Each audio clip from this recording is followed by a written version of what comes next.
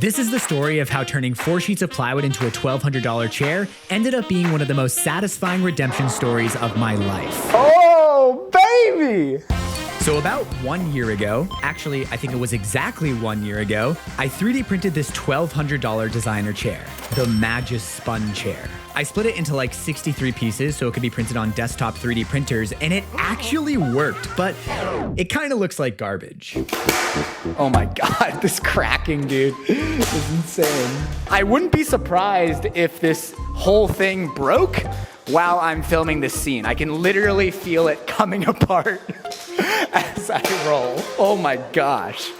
Jeez, dude. For a year, this thing has been staring at me from the corner of my workshop like a broken toy begging to be put out of its misery. And even as I 3D printed better and better chairs, I just couldn't stop thinking about the Magis Spun chair. This is one of my favorite pieces of furniture, and the one time I tried to make one, I completely failed. I thought about getting access to one of those giant 3D printers and trying to print it in one piece like my original idea, but then I got a better idea.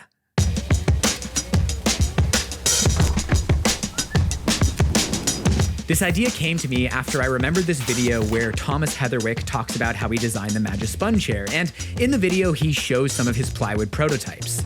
But what if the entire chair was made of plywood? Not just a skeletal prototype, but a solid, smooth wooden chair that feels just as luxurious as one you would buy in a store. Heck, maybe I can make it feel more luxurious. Could I make it for less than $1,200? Oh my God, bro. Oh, hell no, man. What the? Well, considering the price of plywood at Home Depot, I was off to a pretty rough start, but luckily, this was gonna be pretty much all the material I needed.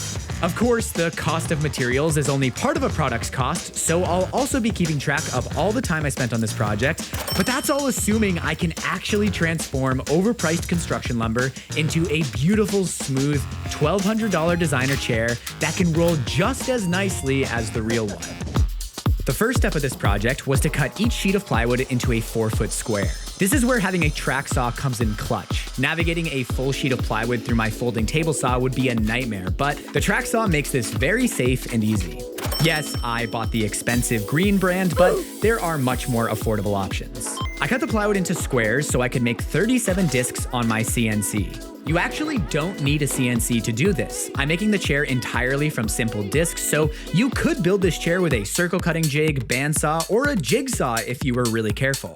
Now, because I already printed the Magis Spun chair, I already had a 3D model, and I am definitely not sharing this model online because I don't want to get sued by Magis, but it was pretty easy to model this with publicly available information, especially after visiting a fancy furniture store to verify my measurements. So I had pretty much a perfect model of the Magis Spun chair, and theoretically, all I had to do was slice it over and over by the thickness of the plywood, but I quickly realized that if I made this thing completely solid, it was going to be incredibly heavy and use way more than 5 sheets of plywood.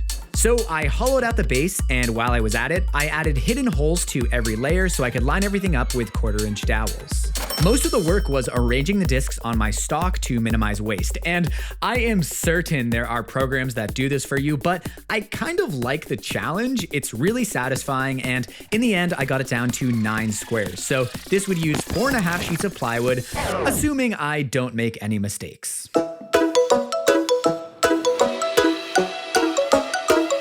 Well, that's not good. Oh, CNC's cheating. CNC's not real woodworking. All you have to do is push the button and the robot does all the work. Did the bit break? Oh, it didn't break. Haha!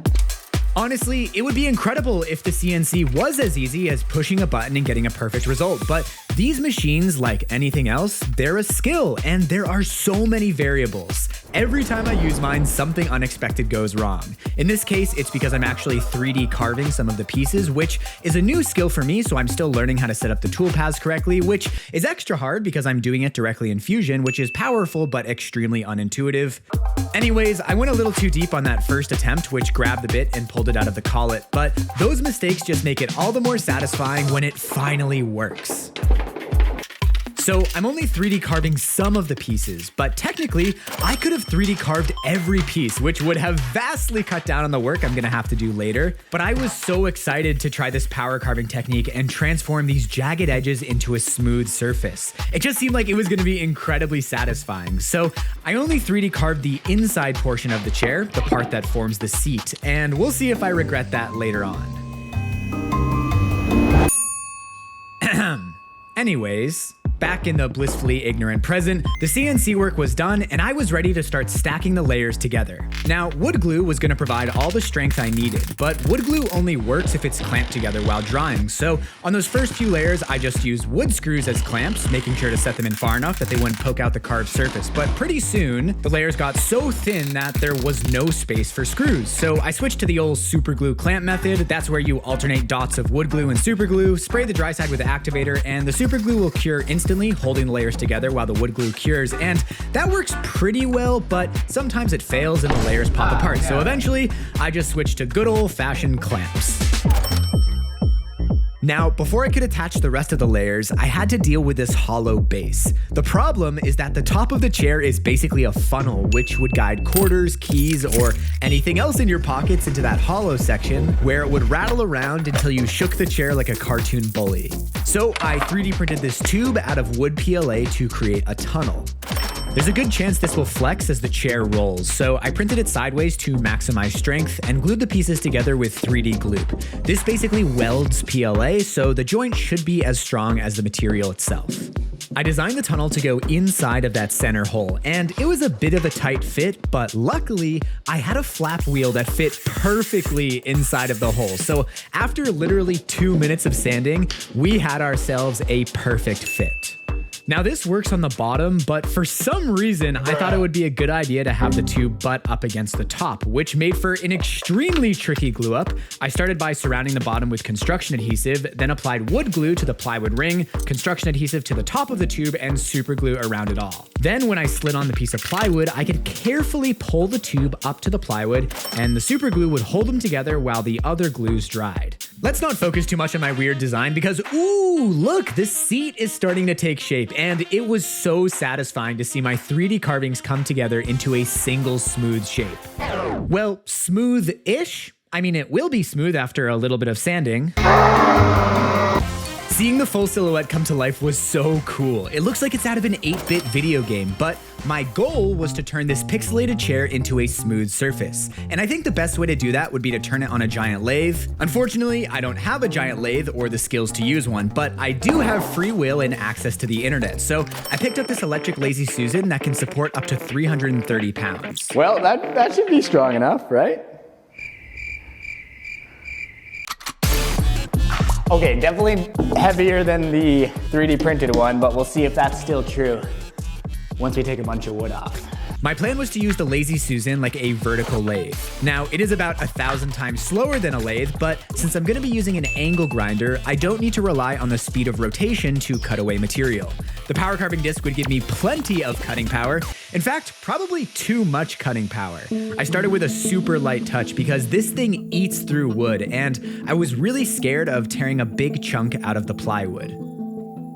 But before long, I figured out the strategy and got into this really nice meditative state. This might look painstaking, but it was incredibly satisfying. As you might be able to tell from the background, I was also moving out of my studio during this part of the project, so the carving was a really nice break from packing boxes. As the days wore on, I got comfortable being more aggressive with the carving disc, which was absolutely necessary for these wide flat sections where I had to remove a ton of material. Also, I started on this bottom surface because it won't really be visible when the chair is finished, so hopefully I could get all of my mistakes out of the way. These wide sections were by far the most difficult part of the carving. I should have just 3D carved these pieces on the CNC, and for a while, it felt like I wasn't making any progress, but after hours of carving in a literal mountain of sawdust, I finally got something that resembled a smooth surface. Not perfect, but again, this will be mostly hidden and was really a practice run for the top of the chair. After hours of hunching over this thing, I can't tell you how good it felt to get this up on sawhorses and finally carve from a comfortable position. And now that I had some practice under my belt, I was feeling confident and so much faster. Carving the bottom felt so slow, but as I've gotten more experience building things, I've come to learn that the first time you do something, it'll always be slow. It's necessary, and you can't go down the dark path of extrapolating your timeline from that first slow attempt, because once you get in a flow state, things go fast. It felt very fitting that the last part I had to carve was this wide, flat section. The same area that gave me so much trouble on the bottom, except now that I had like 4 hours of carving under my belt, I could use everything I learned to make this very visible section nice and smooth. Okay, calling this smooth is a bit of a stretch. Hopefully it was going to be smooth after a bit of sanding. But I was happy to procrastinate for 2 weeks while I moved my entire workshop. This was actually part of a much bigger move. We traded in our studio apartment and my commercial workshop for a rented house with a garage, and our new living room had the perfect spot for the Magis Spun Chair, but just the living room is about the same size as our entire studio apartment, and with a dog who sheds about a pound of hair every day and has declared the vacuum cleaner her mortal enemy, I was pretty excited for the sponsor of today's video. But not as excited as Eden. Ask me on a scale of 1 to 10 how excited I am. On a scale from 1 to 10, how excited? 11! This is the Narwhal Flow, a revolutionary floor washing robot vacuum. Yes, that's right. One robot that both vacuums and mops. It's honestly incredible. I don't know why I never had a RoboVac before now, but I'm never going back. So to start, this thing actually vacuums up Abby's hair from both the floor and from our pretty thick carpet without tangling or clogging. All your shedding is gone. Look at this. Oh, and it's so quiet that it doesn't traumatize the animals, so we're already winning. But the Flow also mops your floors using a real-time self-cleaning track mop with dual onboard water tanks.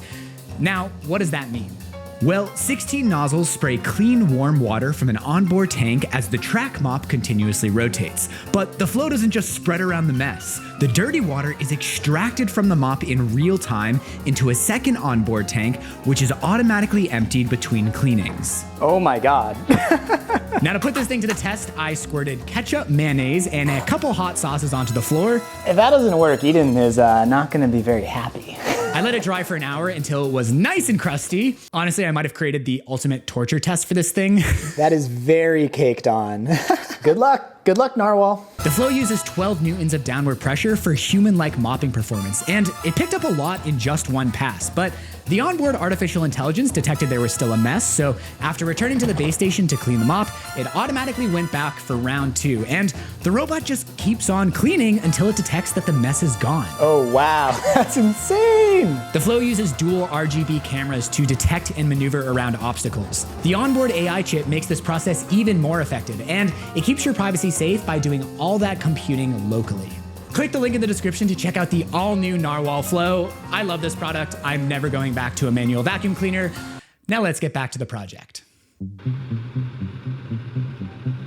Taking a break in the middle of a project can sometimes be a weird experience, especially when you're doing something as existential as moving, and I found myself kind of doubting the entire project. Did this thing just look bad? Would it even be possible to get a smooth finish on this scalloped plywood end grain? But while I was busy doubting myself, everyone who saw the partially finished chair, they kind of loved it. I am so excited to have this in our living room. This, not so much. This, yes. This, Not a lot of things are as motivating as your wife being genuinely excited about having one of your projects in the house. So after 2 weeks of procrastination, it was time to bury that self-doubt, trust the vision, and lock into sanding. There was a lot of texture on this chair, so I started with 40 grit sandpaper, which is pretty much the coarsest you can get. And you can see that I have this foam interface pad on my random orbit sander so that the sandpaper can follow the contours of the chair. Once I got tired of making what felt like zero progress on the outside of the chair, I switched gears to the seat. Since this surface was 3D carved, my theory was all I would really have to do was sand away the thin frills of plywood between the layers and the little humps left by the 1/4-inch carving bit to reveal a perfectly smooth, uniform surface.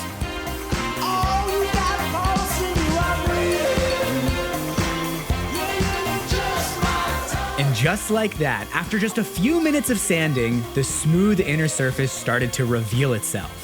I could tell I need to put in a couple hours to get this truly smooth, but this little win gave me the boost I needed to go back to the outside of the chair where the real work was needed. Pretty soon, I realized that I just wasn't gonna be able to sand in the tightest curve with my 5-inch sander, so I did every garage woodworker's favorite thing and used this as an excuse to buy a fancy new tool.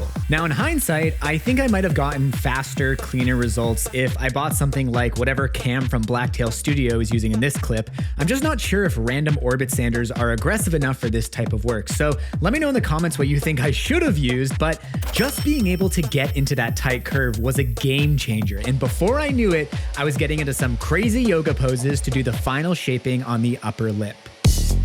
So at this point, I was feeling great. I thought 90% of the sanding was behind me. All that was left would be a finishing pass after I filled the gaps with wood filler. These gaps were from a few different sources. There were screw holes from screwing the plywood flat to my CNC, little gaps between the layers and small voids in the plywood itself. And I was pretty liberal with the wood filler, wanted to make sure everything was filled, everything was nice and smooth. But once I started sanding away the excess, I'm a little worried I've ruined the chair. It's really blotchy everywhere I've applied the wood filler. Now I do still have to sand a lot of it, but I'm even looking at the areas that I already sanded. Not liking how it's looking. So, I don't know, I have been sanding at 220 grit. Maybe I went too fine too quickly. So I think I'm gonna go back to 120, just sand the absolute crap out of it. In hindsight, I know exactly what happened. I just hadn't sanded the chair enough before applying wood filler, and there were still these tiny little crevices between the layers, which show up nice and clear when they're filled with wood filler. So I went all the way back to 80 grit, sanded the chair until I started to go mildly insane, except this time I stopped at 120 before applying wood filler since this stuff is a little more durable than I thought, sanded the bejesus out of it once again, finished off with 220, and I was finally ready to raise the grain. Now, to be honest, I was actually still feeling a little down on the project at this point. It is making the wood filler stick out like a sore thumb. But there's this saying, don't miss the forest for the trees. And watching this footage now, it's so clear that I was hyper focusing on these tiny imperfections and missing out on the overall effect, which, and I know I'm a little biased here, but it was looking incredible. Honestly, I don't even know how many hours I spent sanding this thing, and the last thing I wanted to do was sand even more as part of the finishing process. So I finished the chair with a hard wax oil, which requires 0 sanding between coats and looks amazing, except the bottom. I know the bottom looks really weird and bad. Please don't judge the chair from the bottom. If any woodworkers out there want to tell me why you'd finish furniture with anything except a hard wax oil, I am all ears, because the combination of being stupidly easy to apply and just this really beautiful natural feeling finish, it really feels like cheating. You just rub it on with one of these finishing pads, which is basically a high grit sanding sponge, let it sit for 5 to 10 minutes, wipe it off with a clean sponge, buff it with a shop towel, and then do a second coat half a day later. Now I will say these hard wax oils tend to advertise themselves as low VOC, which might be true, but they definitely have a strong smell when fresh, which takes a few days to dissipate. But the timing was kind of perfect because the day after finishing the chair, I flew down to San Francisco for Open Sauce. If you don't know, Open Sauce is this amazing new maker event. You should definitely go next year if you can. Anyways, by the time I got back, the finish was fully cured, the odor had disappeared, and I was finally ready to take this thing for a spin. I have not sat in this thing once since I started building it. I've been putting it off until this moment when it finally is perfectly smooth. Well, it's not perfect, but it looks so good. Like, look at this. I mean, I'm so happy with how this turned out looks-wise. The finish is lovely, it's so smooth. And now the final test, is it comfortable? And does it roll smoothly? And I guess, like, does it not immediately break when we start rolling in it? In 3, 2, 1. Oh, baby! Dude, that is like perfectly smooth. This feels smoother than the ones I used at Tunnel Tops. I mean, I guess we're on a perfectly smooth concrete floor, but like, oh wow, this is so great. So great. Woo! Yeah! Eden is gonna love this. Wow. Oh my gosh, it's so much nicer than the other ones. Well, actually, she kind of hates spinning in them. Okay, it's fine, it's fine, it's fine, it's fine. Is it fun though? No, I'm stuck. I don't want to go faster. I like to go into the cold water really slowly. This is awesome.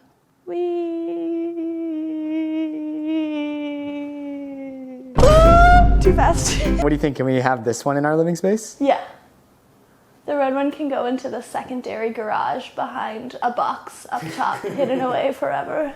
Okay, so obviously I'm not gonna sell this chair because I don't wanna get sued by Magis for selling a knockoff of their intellectual property, and because I genuinely love this thing and I wanna keep it. But at the beginning of this video, I set out a challenge to see if I could make this for under the sale price of $1,200. So just for fun, hey little buddy.